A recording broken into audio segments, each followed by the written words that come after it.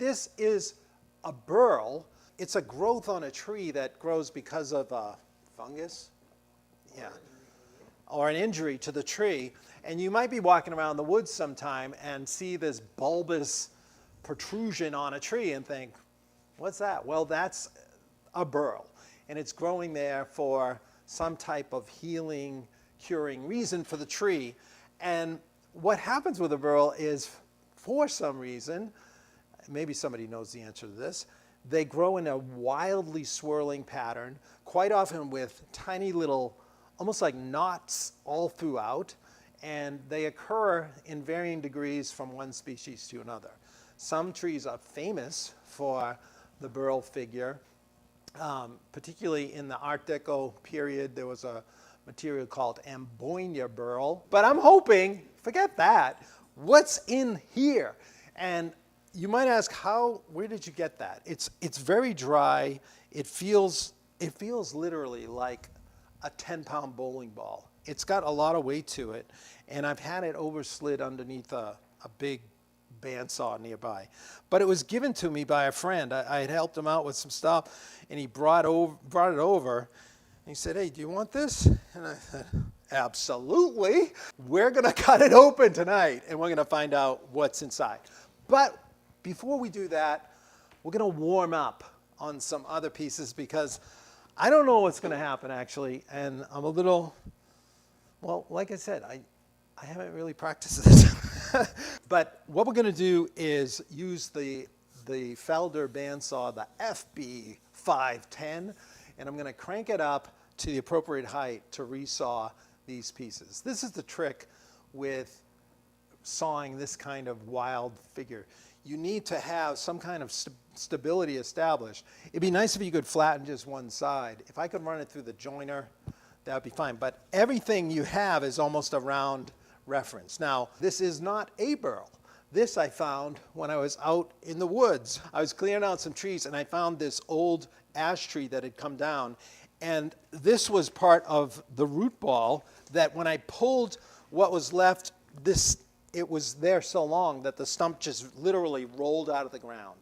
And so I just chainsawed off these pieces here. So when you look at this piece, from here down was below ground. So this is a little different feature of wild, unusual wood, where inside of a root, usually you get this kind of swirling grain. But you do have these protrusions. They're basically like limbs on a tree, but they're going out below ground. So quite often you get some very interesting figure under here, because I don't know if you can pick it up on here, but there's a curvature to this grain. It's sweeping out. So from the weight of the tree, you'll see often these ripples in the trunk section of a tree. These ripples like curly wood. And that's actually created by compression. So they call that compression figure or curl. And we've got a little bit right there. This is not all that exciting, I think, for compression figure, though. But I see it all the time on the big old maples outside. So if you don't mind risking your chainsaw getting a little dirt in it, these are kind of fun to see what's in there. But what are we going to make out of it? This one I'm not so invested in as the burl. So I think what we'll do is we'll just give this a fairly straight cut through. Let's go down the middle, and then we could make smaller objects out of it if we find something interesting. The trick is finding where do you want to cut it and where do you have some reasonable stability to push it through the saw. So we're going to use the stability of the blank, but also some scrap pieces to shim under to give it like a third leg, and we'll just push it through. We'll be leaning on the fence as well if we need to. This is the FB 510 by Felder. I don't ever say that, but they're not sponsoring or... But I really like this bandsaw for its resawing capacity. Usually the size is generated by the distance from the post to the blade. And this one measures 19 inches. So it's a good 19-inch bandsaw. The table is unusually low because it has this action here where you can raise for resawing. I just popped on a new 1-inch blade that has 2 teeth per inch. So this ought to cut quite well. You want that larger spacing between them, between the teeth points, so that you have that deeper gullet, which just removes the material and doesn't heat up or bind up or anything like that.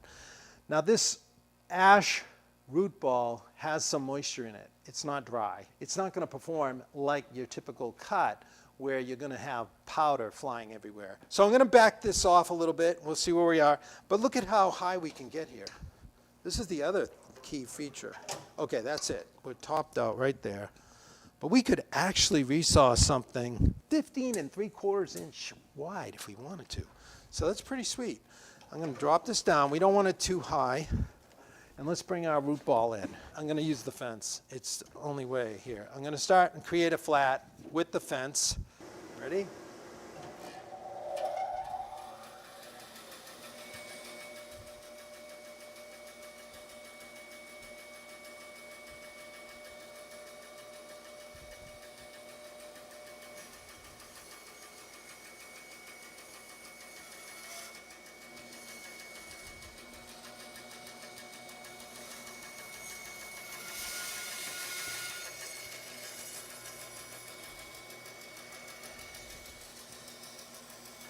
Now we're feeling a little better. We've created a flat.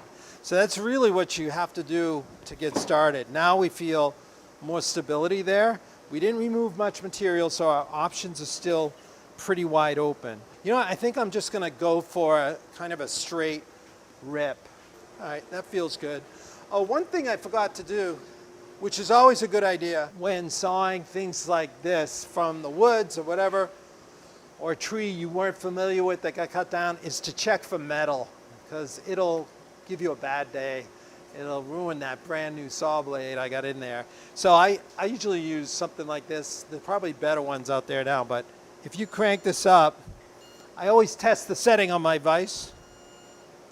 Is it right there? It's pretty sensitive, and we can go over.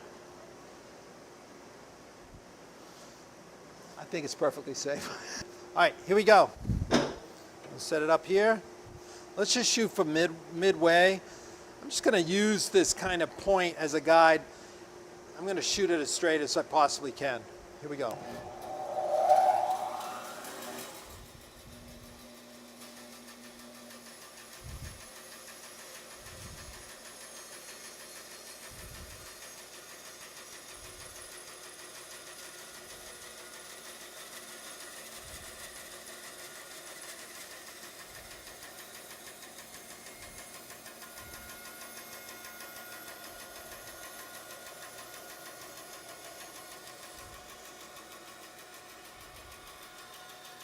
Ash is not the best for figure like that, and well, this particular tree anyway. But I didn't cut in a direction that was terribly advantageous. What I want to try to do is cut across the plane where two pieces are coming together, where we might get some crotch figure right there. So now I can hold it flat this way and see where my options open up. I'm going to try to make a cut right across this way, and let's see if we get a little interesting figure. This may be a total bust, but might as well check it out. It didn't cost us anything. All right, here we go.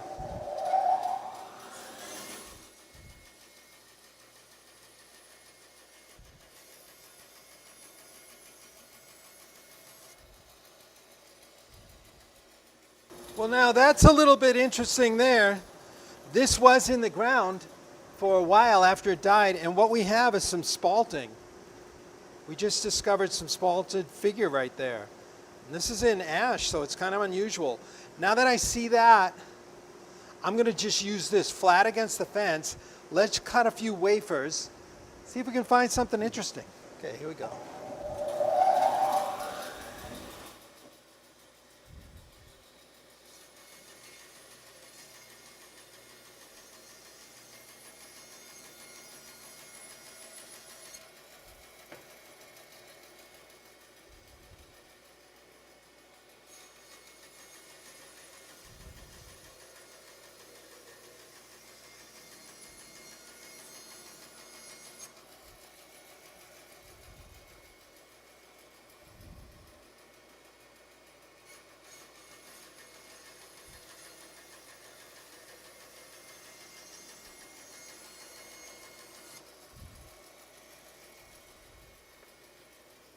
I think the first piece might have been the most interesting, but we got that one.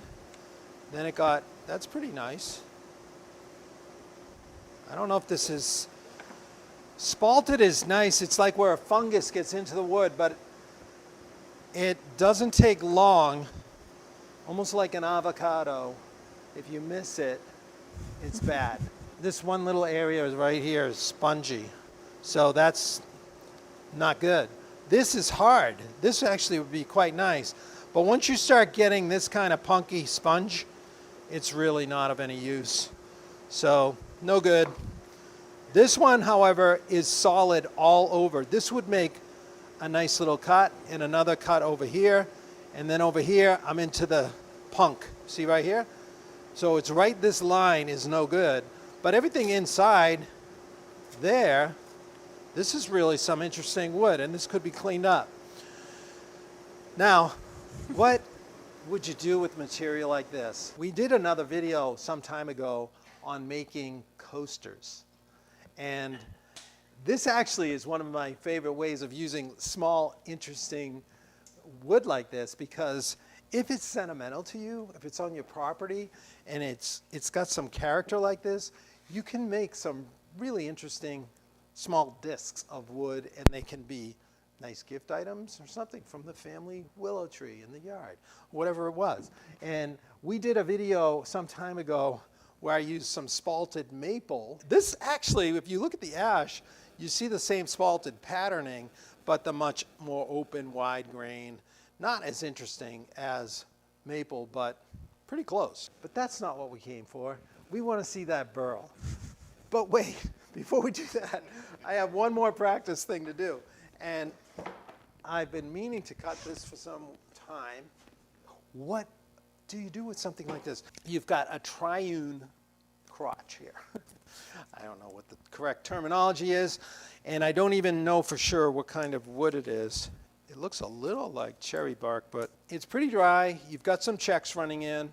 Not sure how that's going to work. But behind here, we should have some type of interesting crotch material, and then here, and then here. And if you look on this end, you can see all three hearts. There's 1, 2, 3 right there. So it's almost like you've got triplets here, right? So you're going to want to use it somehow interesting. But let's just give it a cut and see what it looks like. All right, let's just sit up here.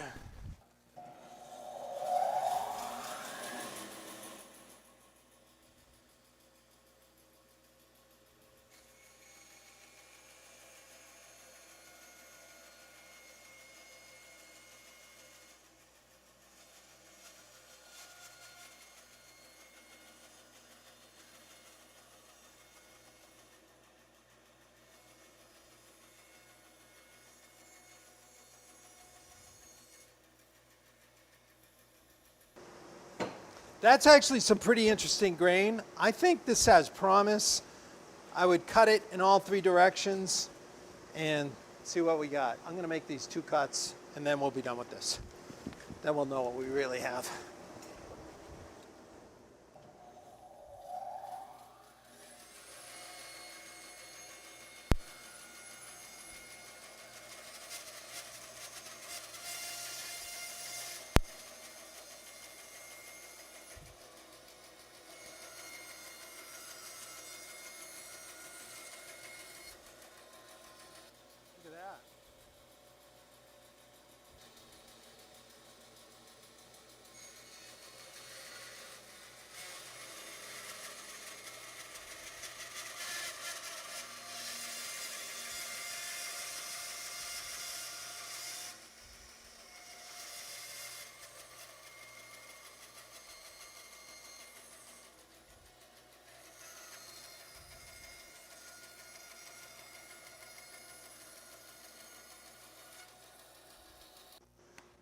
Ooh, that's pretty sweet. Look at the little dark speckles in there.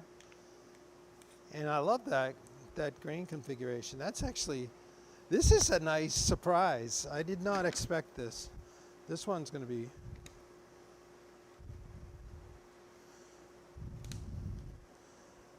that's pretty sweet. Let's set this aside. We've played around enough. It's time to attempt our cut with the Burl. I'm feeling more confident though, I must say. You've got to have a number of points of contact. You want to have a good fence as high as you can and something holding it in 2 or 3 points at the base, because you're cutting odd shapes. So here in this case, we now have our Burl. It resembles like you would see a wasp nest. It's very similar in the way the patterns are swirling. I'm really not sure in which way I would want to cut this because it's just swirled everywhere. So we're going to trim off a bit here, and then once we get that, we may be able to start making some cuts across this way because we'll establish a flat here. And then maybe we'll alternate back and forth because I think the real action is right here. Then this side is where it was attached to the tree. Not a lot going on. So I think we're going to get the most visual interest from there. All right, let's go ahead, give it a shot.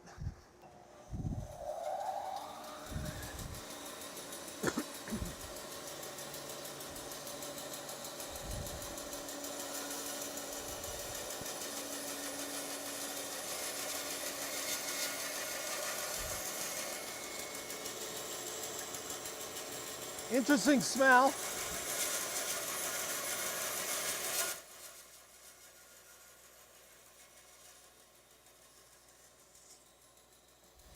Now that surprised me. What you don't get is the aroma. That's another telltale sign of what kind of wood you're dealing with. And this has a spicy aroma. And look at that. Now I just took a little skin off it, so we didn't really lose much of our options. This is stunning. Look at this. Look at that. Wow. We've got heart, really beautiful swirls. This is still from the surface, but that's incredible. That smell, what is that smell? It's almost like a cedar. It's got that kind of, or like a pine. I can't, so I'm still stumped. I'm still not sure what it is, but that is incredible. So are there any ideas coming in about how they would use this wood? Oh, yeah, headstock on a guitar. That would be pretty sweet. So in order to do that, I know my headstock is 5/8 thick. That's fairly standard, but it would need to be big enough. I think the one I had was 7, so this would be laminated on the face. So you don't need it thick. That's a great idea, actually.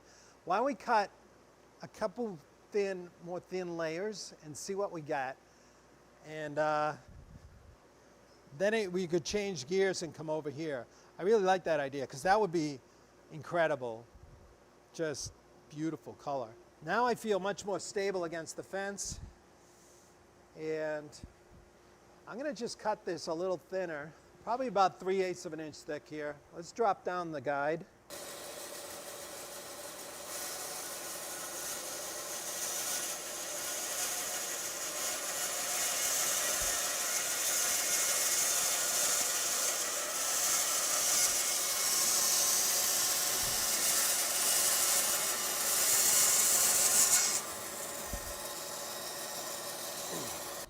All right, so that one I was getting a little waviness in the cut, but that's not a big deal.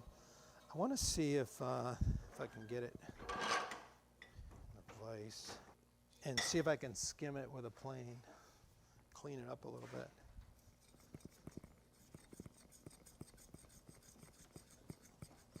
Just try to take some of those high spots down.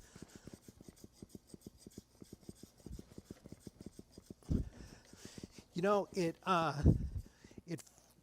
acts like it's wet, but I think that's actually it's like like turpentine in it. So maybe this is, oh, you know what? I'm seeing it's yellow pine, I believe. It's a. So it smells like that resin? Yep, that's what it is. I know it was just so different, but this is that. That's what it is. But oh my gosh, that has that has chatoyance. I'm going to put some oil on this and see what it looks like.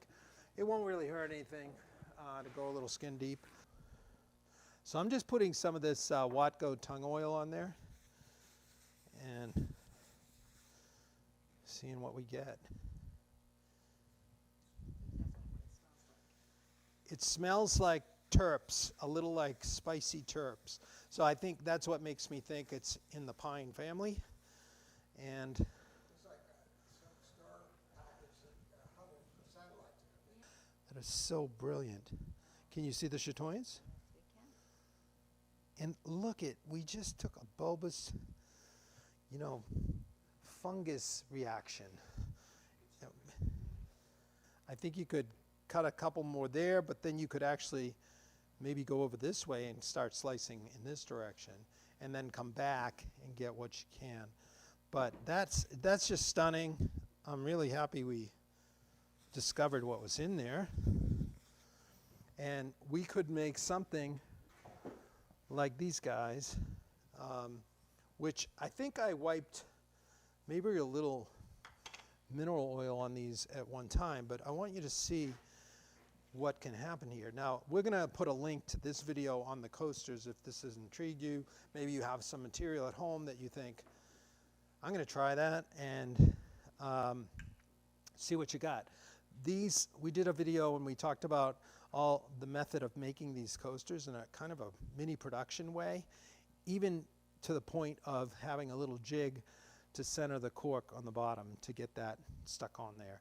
But I'm going to put a little more oil on this because these weren't really finished, and you're going to see a little commonality with that beautiful figure. I was actually cutting firewood and I split a piece and I thought, oh my gosh, that's just too nice. And it was hard enough. I was afraid it was punky because there were some pieces that were that spongy material. But this, so there you have a nice spalted piece of hard maple. Here's one that's a little more rustic looking. Got a little bark inclusion on the edge there. We'll go ahead and hit all this.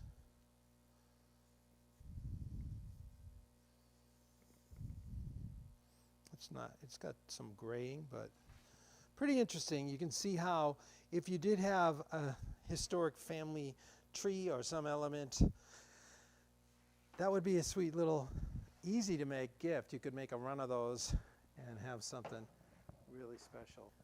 But that's probably a good place to stop because I don't want to keep cutting. I don't want to keep cutting it and ruin the options. I've probably gone too far already.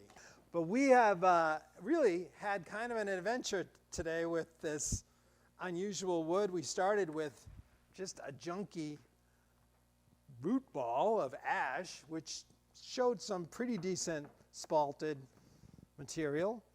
Then we went over to what we believe is our silver maple. And we've got another interesting concept in mind for this. Who knows what we'll get, but I'm sure we'll be brewing over it in the next couple days here. And one thing I didn't even show you that I'm not going to cut tonight, I don't know if I'll ever cut it. I may. It's just really crazy growth.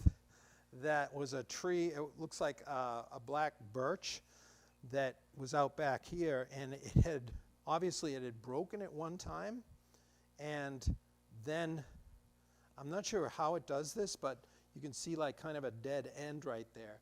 So I think the tree snapped somehow and broke down, and then it came back and grew north again. So we have this very strange tree where you have actually this crotch material here and then more crotch material here. So this you could also cut judiciously and make something out of it, but I mean, that's the ultimate joinery right there.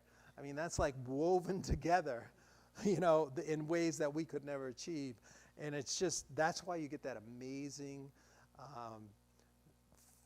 figured, what do they call that? It's like flame figure coming up through the crotch. It's where it's all just knitted together so perfectly, and you get that beautiful grain. But if anybody has any ideas for this, I'd like to know, because it seems like nothing other than a nice illustration of the interesting variety of tree cuttings.